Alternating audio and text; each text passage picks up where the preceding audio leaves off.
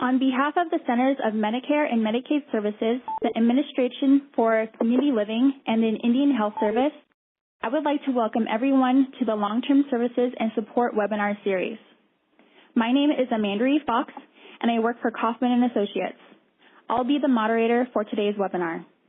Before we begin, I would like to highlight the main features of your webinar interface. First is the main window, where you see the PowerPoint slides. To the bottom right of the window is a Q&A pod. You can enter a question for presenters at any time in the Q&A pod. A Q&A session will take place after the presentation. Directly above the Q&A pod is a web links pod with a link to the presenter's organization's website. To access the website, click and highlight the name of the website, then click Browse to. This will pull up a new browser window. To return to the webinar, minimize the browser window. 2 3-minute videos will be played during the webinar.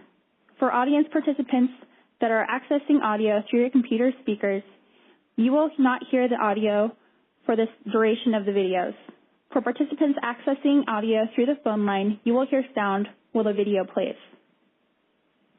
If you need technical assistance during the webinar, please enter your tech support question in the Q&A pod. Our tech support staff will be monitoring these questions throughout the webinar and will work to answer your tech support questions right away. You'll receive an answer in the Q&A pod. Finally, please be aware that today's webinar is being recorded and the recording will be made available online in the near future on cms.gov. With those announcements made, I would like to welcome everyone to today's webinar. Today's webinar is titled Cherokee Elder Care's PACE Programs for Inclusive Care of the Elderly.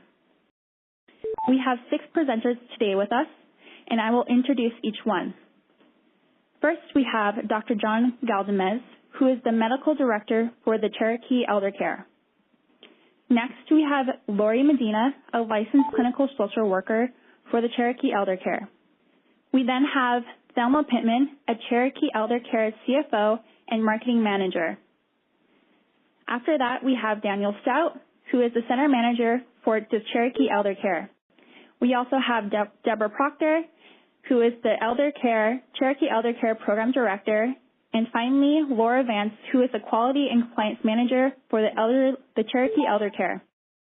Thank you all today for joining us, and I will now turn it over to Deborah to offer an introduction to today's topic. Hello, greetings from Tahlequah, Oklahoma, Cherokee County. This is Deborah Proctor. Today's webinar is about PACE, the best kept secret.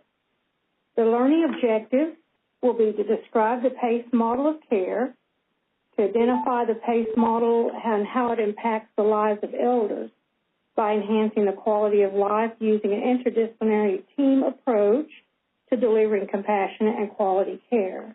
And then lastly, we will be comparing the cost savings of the PACE model to long-term care.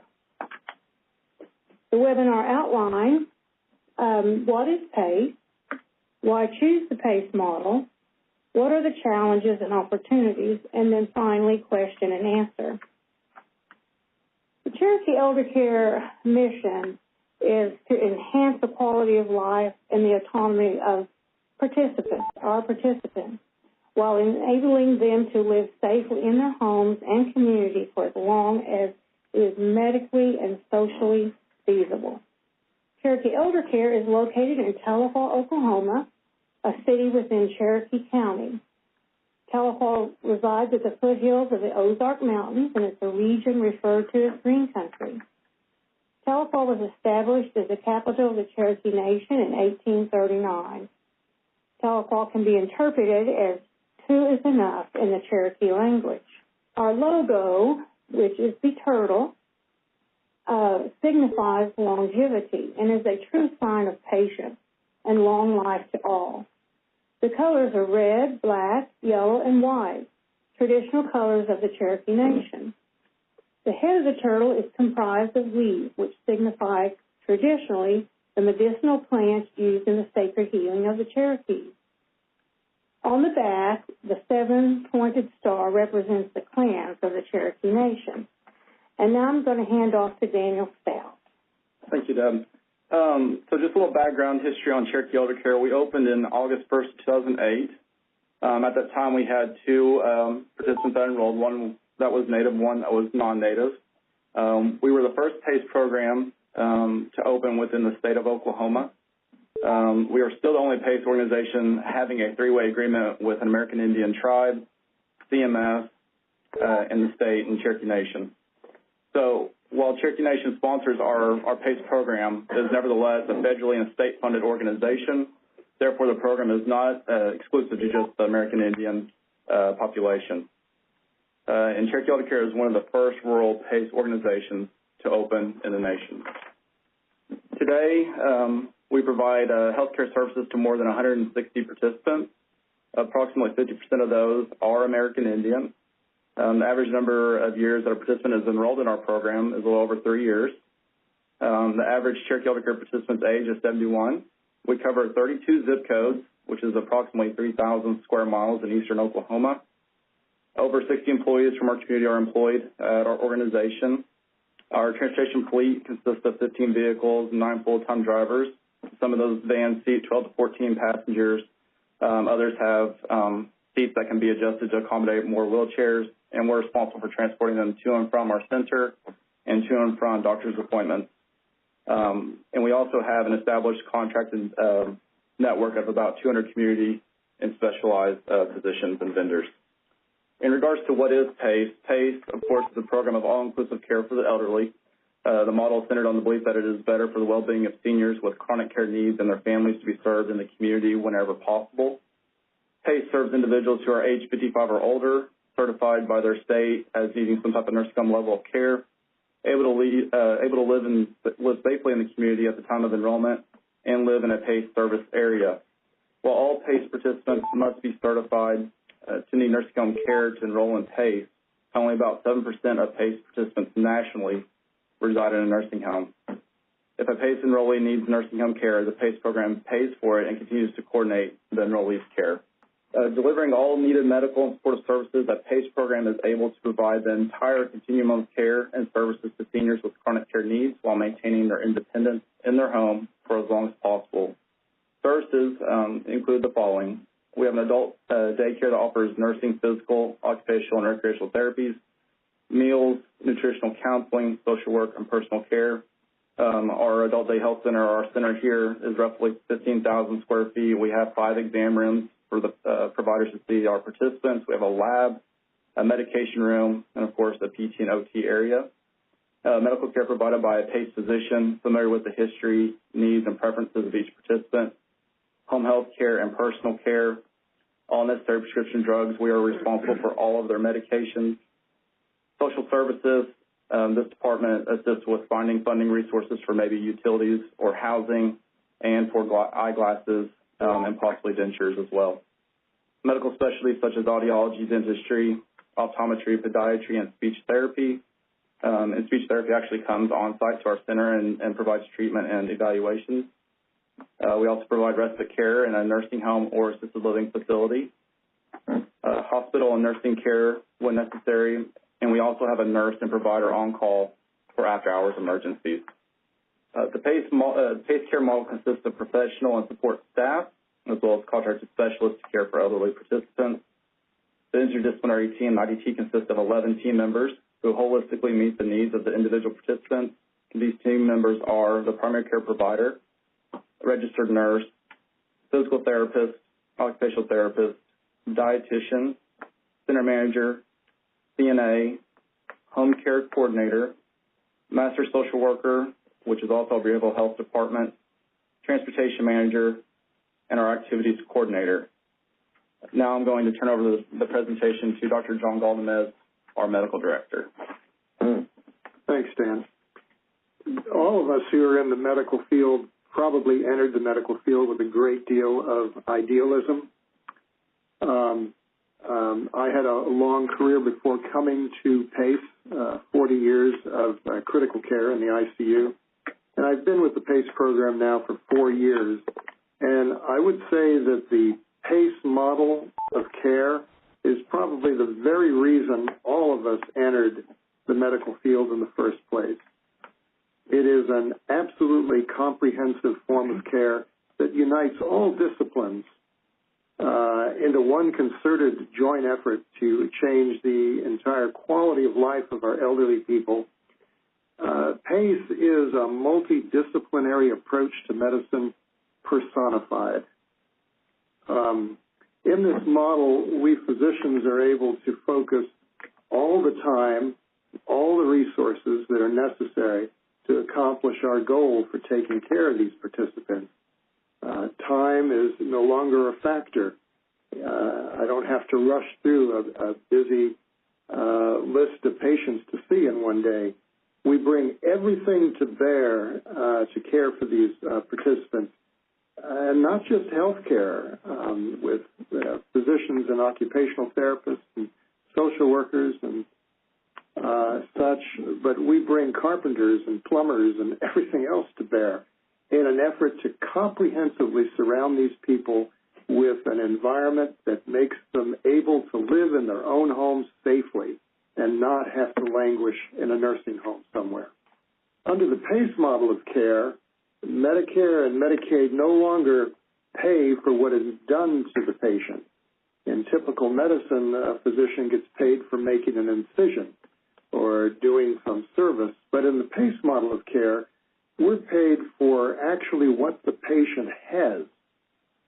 So under this type of payment program, the diagnosis is extremely important because that's what we get paid for, the diagnoses. And so we have to spend a great deal of time with our patients and ferret out all the diagnoses that we can ferret out and address all these things. And this program enables us to do that and to provide this comprehensive level of care. As you might imagine, this makes us profoundly attentive to capturing all the diagnoses we can capture. So there's a great deal of time spent in documentation. So this model requires enormous attention to diagnosis and documentation. In other words, under the PACE model, the physician gives the patient all the time and all the effort that the patient's condition requires. I'm going to turn you over now to our Chief Financial Officer, Ms. Thelma Pittman, who has taught us all almost everything there is to know about the program for the all-inclusive care of the elderly. Well, that's hard to follow, Doctor. As Dr. Goldamez, as we call him, Dr. G, was relating to you, the diagnosis is the most important part of trying to capture payments from CMS.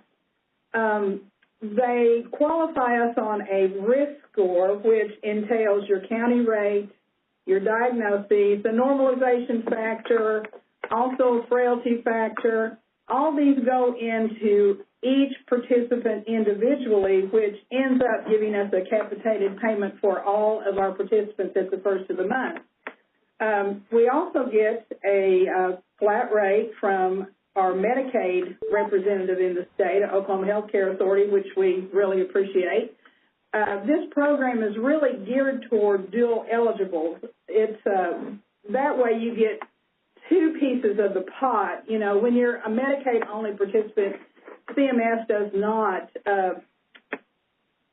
they do not give you a payment for just the Medicaid-only folks. Now, we do not turn away Medicaid-only. We welcome them with open arms, but at the same time, we pay for all of their prescriptions. No copayment is tagged to the participant. So we have to ensure that the diagnoses are correct to get the fullest extent. Of course, ESRD, your end-stage renal folks, get a little bit higher payment, and that's all well and good. But what we really need to look at is if you are a site or you are someone out there that wants to start a PACE site, you need to go to your state and work with your state for your payment. We were locked into a payment for quite some time, and we just recently got a little bit of a raise, which we really appreciate. What you can tell your state folks is, and I'm going to give you an example of long-term care as opposed to the PACE program. And this works in every state. Every state is driven by a long-term care per diem rate, at least to my knowledge. So if you take 378 participants in the state of Oklahoma, and this was based on 2017 data. We got this from our National PACE Society, helped us or create this example for the state.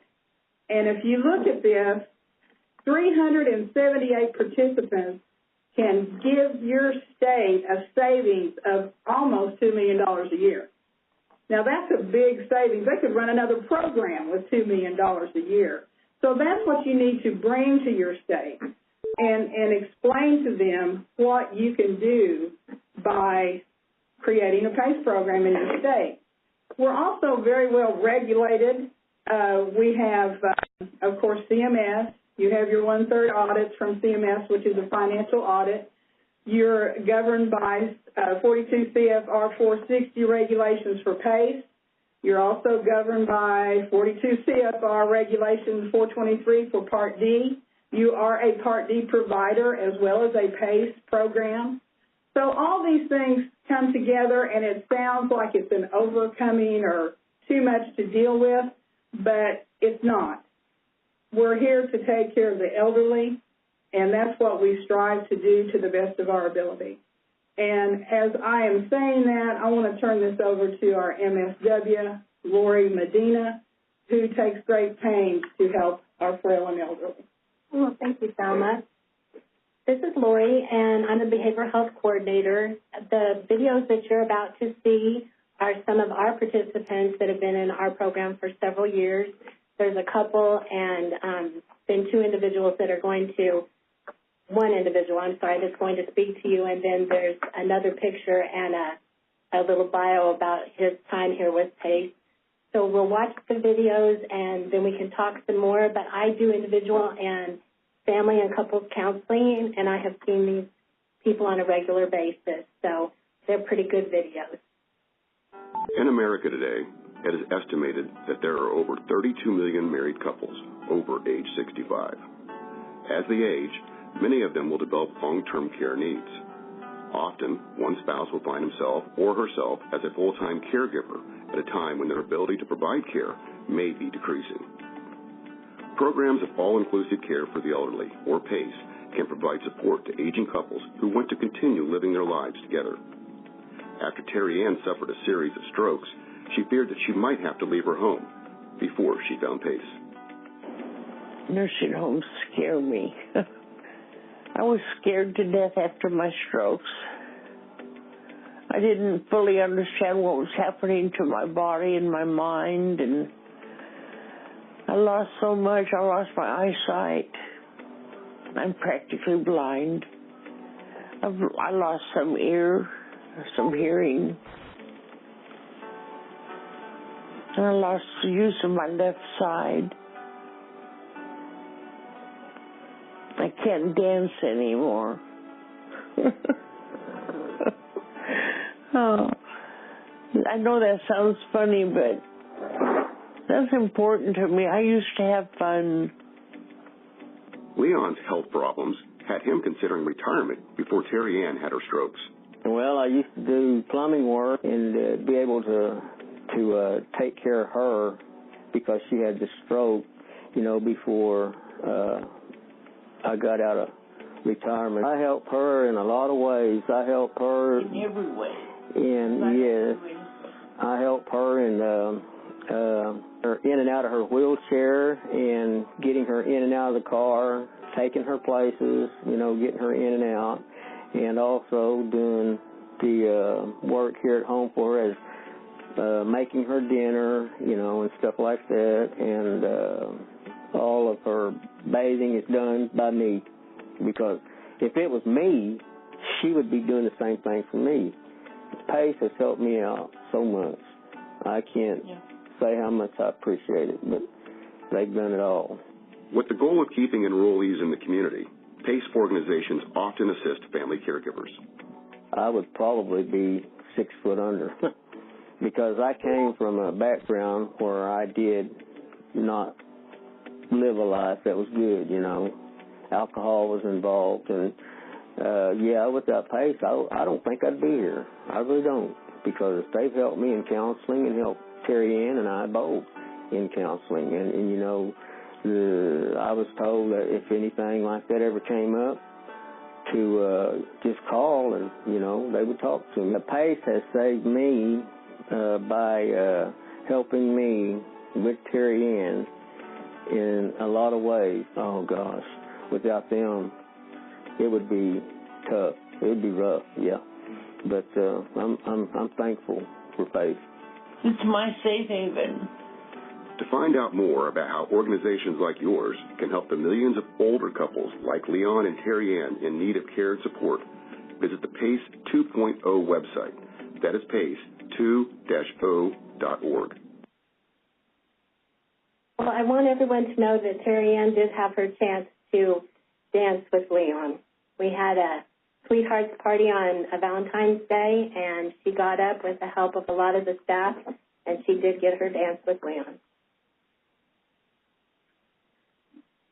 This is Byron Elliott, and he's been in our program for several years. And as you can read, when he joined us, he was wheelchair-bound. He's no longer wheelchair-bound. He is happy and healthy and loves the PACE program. He comes in when he needs to come in. His wife has had a stroke, and she has now joined our program also. So he's happy to be here, and he'll tell you that he just doesn't feel as isolated as he once did because he has a lot of challenges at home. So he's doing amazingly well. The next video you're going to see, that's Ron. When he came into our program, he was homeless, and our social service department helped him find suitable housing for the time. He had a lot of ups and downs, and he's going to tell you about himself, and then I'll finish up.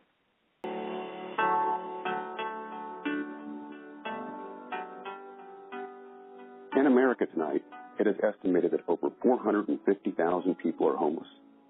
As the number of older Americans grow, over 90,000 people over the age of 65 are expected to be homeless by 2050 if we do not act now. PACE is a program with a track record of successfully keeping older people in need of nursing home care living in the community. Ronald Hines is at risk of homelessness before he found PACE. Before I came to PACE, I don't know if you'd call me homeless, but I was more or less on the street. I got in some trouble and did my time on that trouble, and didn't have anywhere to go where I could stay away from trouble. A safe, consistent place to live must also be accompanied by other supports. Care was kind of hit and miss because I had no transportation. My doctor is 40 miles away. It was hit or miss if I was going to make my doctor's appointments in order to get my meds for the next month. So even if I did get them, I wasn't sure if I was going to have them next time. You know, here at PACE, they make sure your meds come every 28-day cycle, which is astronomical. You're never for want here. I just have a small little apartment, and I've got 2 dogs, grown dogs. And it's a little tight on the 3 of us, but we make do with what we've got. I had a lot of help from the people here at PACE. They helped me fill out my Section 8 and get that going. Knowing that basic needs like food will be provided is also key. We have a dietitian. Her name is Karen, and she's real good about taking care of each individual. I mean, if you have a trouble with losing weight, if you're losing too much weight, she'll figure a diet out for you to keep your weight. If you're diabetic, they take care of that too. Any little problem you have with your diet, it can be addressed by someone here on site. Often, in order to break out of old behavior patterns, new behaviors must be created. If I didn't have PACE, I'd probably still be in the ditch somewhere, not knowing where or what I was going to do when I woke up in the morning. At least now I have, with PACE in my corner, I have kind of a schedule. It's not a hard-kept schedule, but I know what needs to be done, what could be done. I'll always have something to displace my old life. And that's a blessing. That's the Lord blessed me with PACE, I'll tell you that. I like the fact that the doctors are on site, the nurses are on site. If you have even an inkling of a problem, they'll address it for you. And if they can't give you a good enough answer, they'll find one for you. A key to PACE is the team of people that work together to make care decisions and provide care all in one place. I like the thing I like most about PACE is you can depend on them for the most part. You can come here every day if you like to, or you can come once a month. There's always conversation here, and if you're not careful, you might learn something by listening to some people around here. There's all kind of games. We have outings. To find out more about how organizations like yours can help thousands of people like Ronald, visit the PACE 2.0 website. That's PACE2-0.org.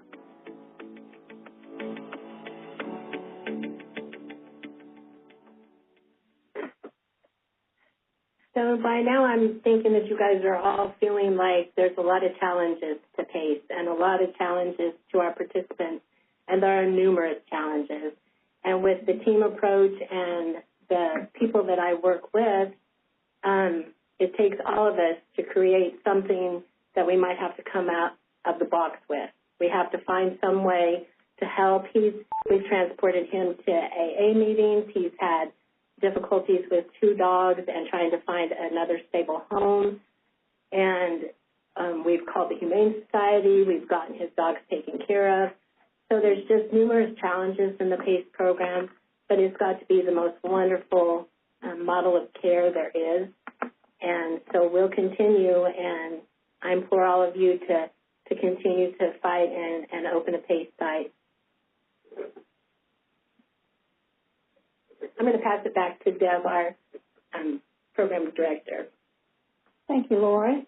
I want to share another story before we go into some of the challenges.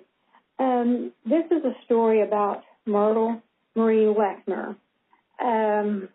She does happen to be my aunt, and this is written by her son a couple of years ago.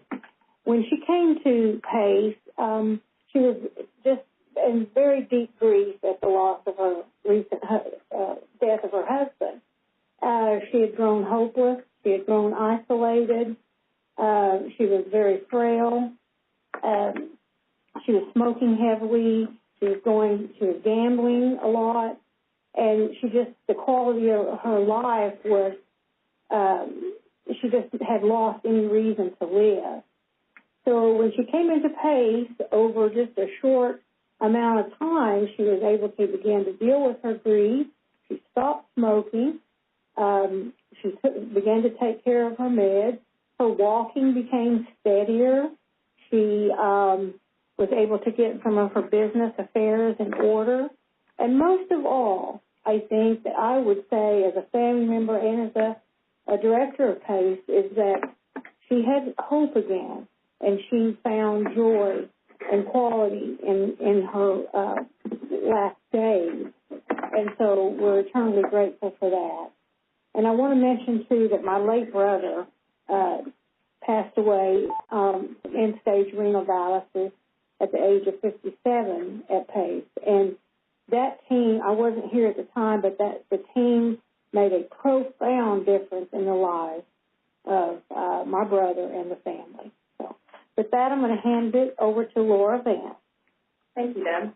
So today to finish up, we just want to go over a couple key points, challenges and our opportunities. So we've listed a couple PACE challenges: the healthcare community and public awareness of the PACE model, marketing guidelines, the slow federal policy reform, and instability in state revenue and budget.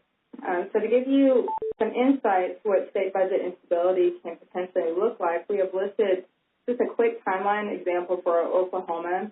In 2016, it was predicted cuts for all Medicare providers, and then in 2016, we had a 3% budget rate cut. Same year, 2016, we had a 3% payment. That payment rate was restored but not retroactive. 2017, PACE was considered for 25% payment cut and also or a complete PACE program elimination. 2018, Medicaid providers received a payment rate increase. PACE was exempt but was being reconsidered, and since then we have received a payment increase. Also, advocacy. With the PACE model, Cherokee Elder Care staff continuously advocates both professionally and politically for PACE in our communities, local groups, tribal health settings, and in legislative, state, and national forums. Cherokee Elder Care historically has hosted state and federal lawmakers at our facility as part of our legislative outreach. And then, in the past, Cherokee Elder Care, we have presented on the State House floor, and currently there are PACE members here at Cherokee Elder Care that are being considered for long-term care services and administrative committees within our state government. Really great to advocate for a PACE program. And so many opportunities with the PACE model. We just listed a couple, but as a PACE program, there are wonderful opportunities that impact your elderly, their families, state and federal budgets, increased baby boomer generation participation, seize upon the national shift towards managed care, joint venture with the Veterans Administration, positively impact the state budget, and then maintaining, the most important, is maintaining the family unit by keeping the elderly safe in the home setting. And with that, we'll lead into questions and comments. This is the time for questions. Please enter your questions in the Q&A pod located at the bottom right side of your screen. Our first question is it required for participants to be 55 or older to have a PACE program for those who need nursing home care? Yes, it is. Yes, that is a federal requirement. But they do have to be able to reside in their homes safely, and we go out into the homes and assess. For that, we are not allowed to admit to services if someone already resides in a nursing facility. Part of our responsibility is to make them safe in their home. So, for example, we have participants who can't get out of their home, or if they do get out of their home, they can't get back into their home because they're so disabled. But we send in carpenters and we build ramps. Some of these ramps are very, very long to meet the national standard of 1 foot per 1 inch rise. So we do what's necessary to make them safe in their home. Question 2, is PACE feasible for a small population? You have to understand that PACE has to be a turnkey facility. In other words, you have to have your building, you have to have a staff, you have to have it supplied before the state can come in and give you the okay to go ahead. 1 to 2 dozen patients, maybe starting out. We had 2 to start, and now we have 160. So it can grow, but I would be very, very wary of, I would definitely do a definite feasibility study as to what direction you're going if you just got the ability to have about 2 dozen participants. The third question is there funding available for planning, setting up a PACE program? You have to have a sponsor. We were fortunate enough that the Cherokee Nation saw the need for this because they want to keep their elders in the community and socially as long as possible. There are grants out there, but normally if you can't get a grant, you're going to have a good-sized sponsor. Usually, Rural PACE has had a grant to start with. We did not. We were fortunate. But you're going to have some money behind you or find a sponsor that can help you or go through the grant system. How many enrollees are you currently assisting with care? Currently, we have 161 participants in our program right now, with hopefully 3 more starting come January 1st. What research did you do, and what was the startup cost during the planning stage? we had a feasibility study done in 2004. The startup cost, just for the building itself and the furnishings, was $1.4 million. That was in 2007. So you're going to have to extrapolate that by cost of, increase in cost over the years. You're going to have a staff. We did have a grant from A&A for $250,000 that we hired a few people, got some marketing things started within that grant. We also we had some dividends that came to us through Cherokee Nation Comprehensive Care Agency to help us start. So it takes quite a bit to start a PACE facility and program. Do you have any programs that focus specifically on low vision care and rehabilitation? So we utilize local resources to assist people with low vision in their homes. We've had participants receiving reader machines that magnifies books and whatnot just to enhance their quality of life, watches, and meters for glucometers. Special medication delivery devices. Yes.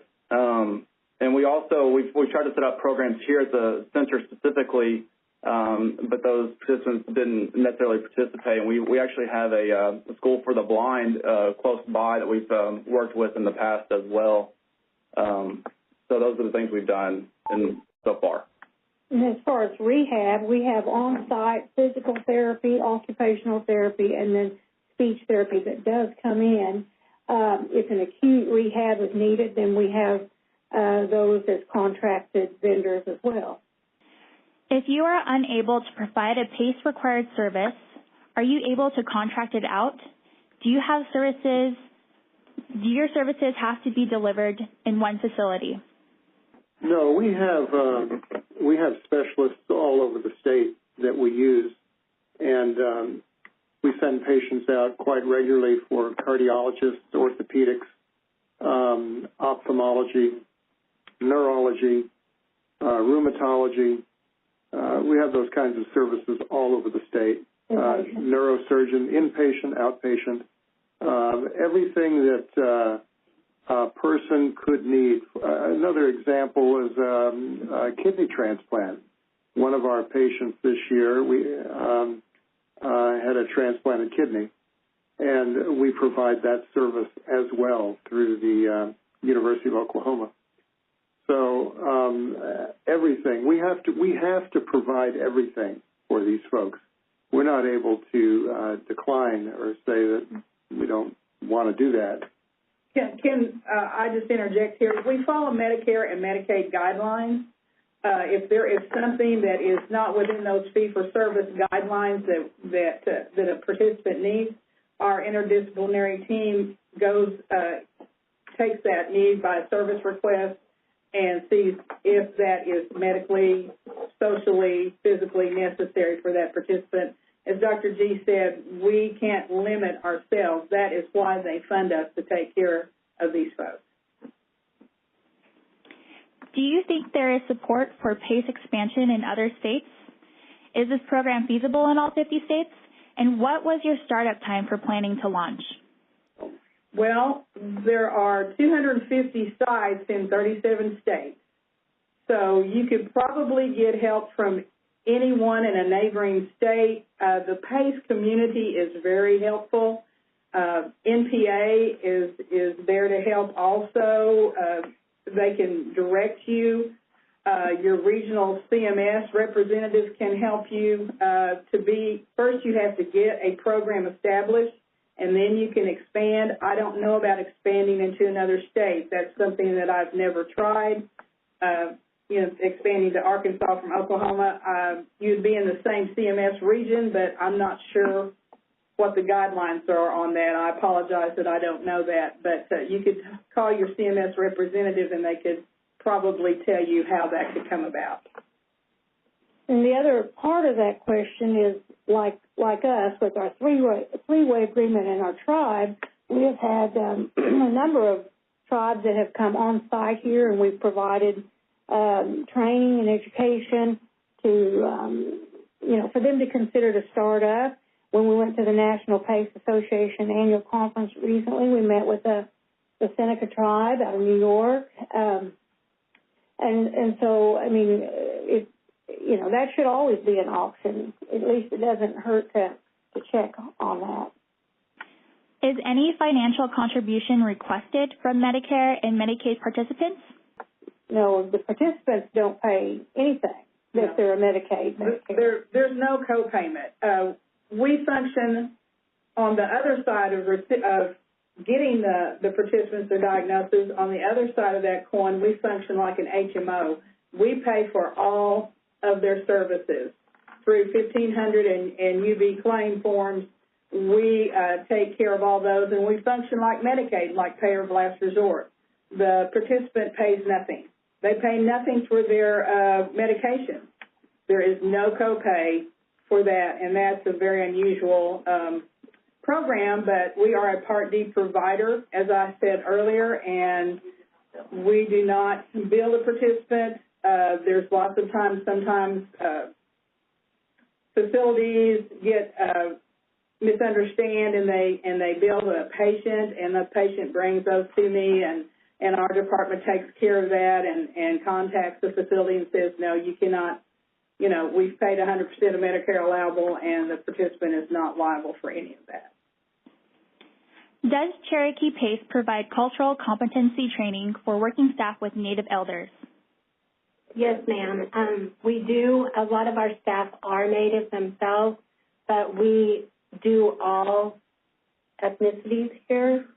So annually, at least, we do. If I see a need for something, or I go to the center manager and we talk about a training that we need to provide, but we do at least hit on that at least annually. Is the PACE program available to T638 facilities who are seeking the medical home model status? Okay, so I'm thinking that we're talking about maybe IHS contracted to tribe facilities. Again, it's the Medicaid, Medicare payment portion that a PACE is modeled. As far as I know, there are no contract health benefits in tribes. We don't have any in Oklahoma for the PACE model of home care. We do contract with home health for palliative care and PCAs, but I'm not aware of any tribes that have that in their contract health benefits, if that is what the question is asking. How many patients does it take to break even with this program? Well, let me tell you, I was going to use a term, but I won't. It depends on your cost, your overhead, how many patients you are getting, what you're receiving from Medicare and Medicaid, what is your base of diagnoses, and how much you're getting paid. It took us about 3 years to get to a break even. The board kept saying, when are we going to break even? I said, soon. Because you don't know all of the variables that are going to take place in a PACE model. I will tell you that. You might have a kidney transplant, as Dr. Galdamez said, or you may have an inpatient that's been there for an outlier for 250 days, and the bill's $250,000.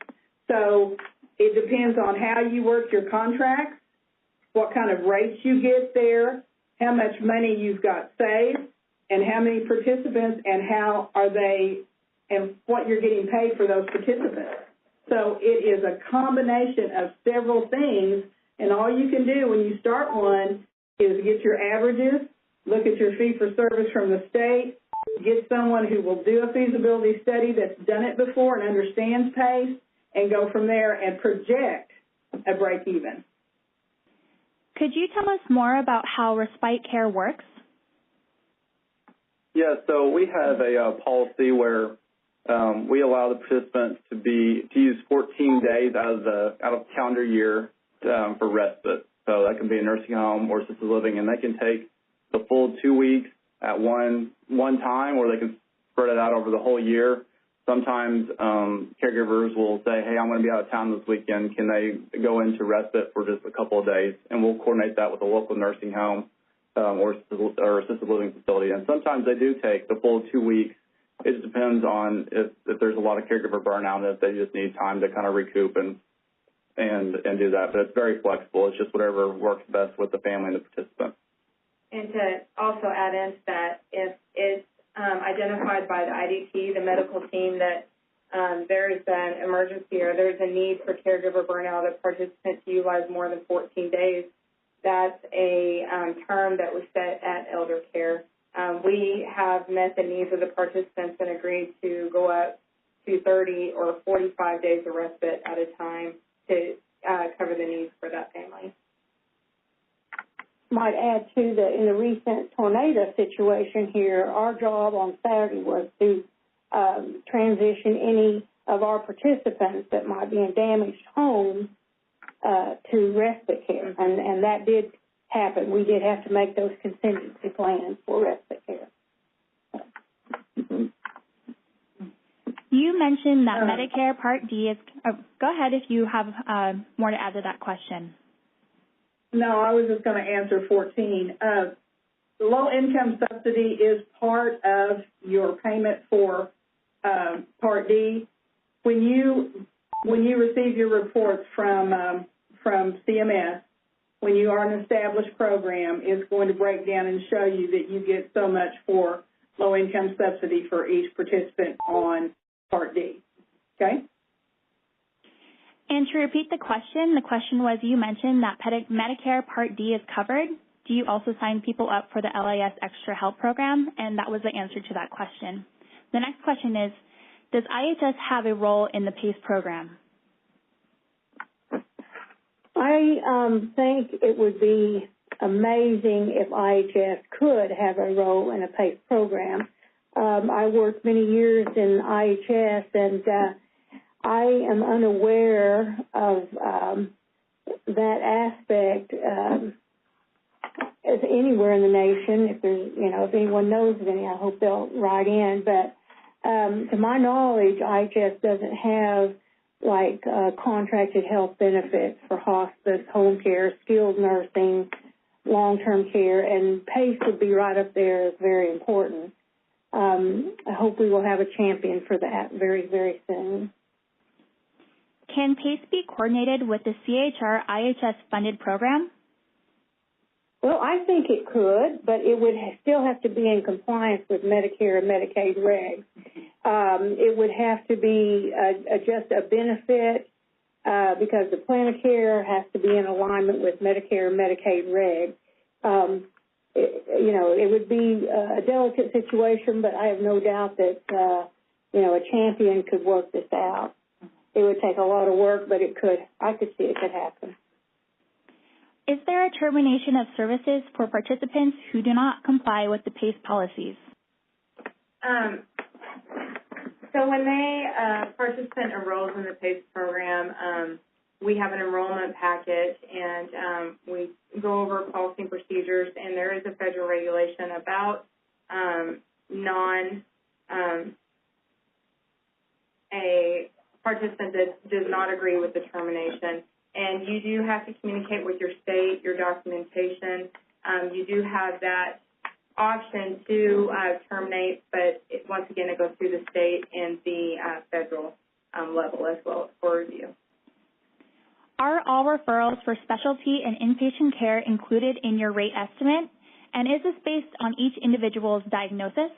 Yes, all of that is included. All of that's included, and we have to work within our capitated payment program. So we're very attentive to how those dollars are spent because they're not limitless by any means. Can you describe the difference in administrating the PACE program in collaboration with a tribe versus administrating the program without the tribe collaboration?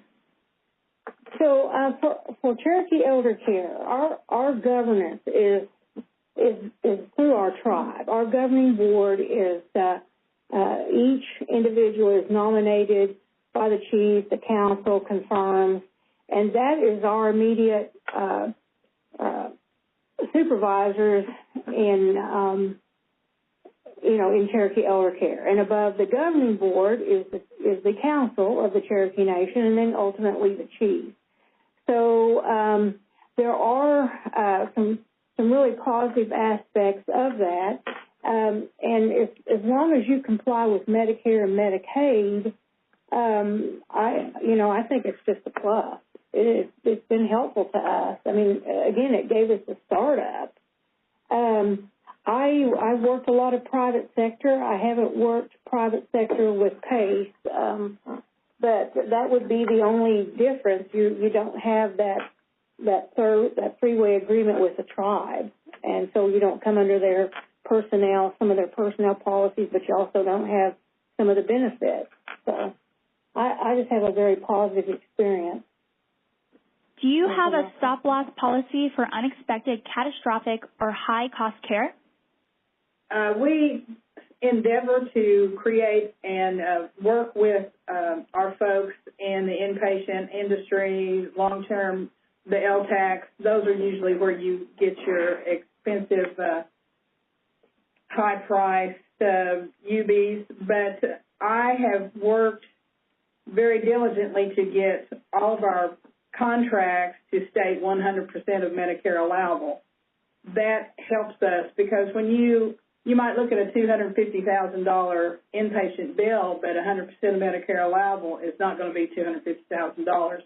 And most facilities are used to that because they contract with Medicare and Medicaid, and they contract with Blue Cross, Blue Shield, all of those folks out there that they contract with. So if you can get your contracts to state 100% of Medicare allowable, or less, I have a few that are less than 100%. So that is really how you work yourself on a stop loss. And also you really need to, when you first start out, buy some reinsurance that you can set your rate at, say, a participant's medical bill is $60,000 within the guidelines of that reinsurance. And anything over that $60,000, then the insurance is going to come in and pay for that. So that's where your stop loss comes in. It's really important for a young PACE, I think, to get reinsurance. Transplant? Transplant we had didn't really fit the criteria after the 100% of Medicare allowable was applied. So, but you can use transplants. The only thing they usually don't cover are drugs or medications, outpatient services, and those usually don't reach your stop loss level. But you can set that stop loss for the reinsurance anywhere you want to, $30,000, $20,000 if it's going to cost you more per participant each month. So, but it's very important to start that when you start out in PACE. All right, our last question. Can you offer any advice to an organization interested in starting a PACE program?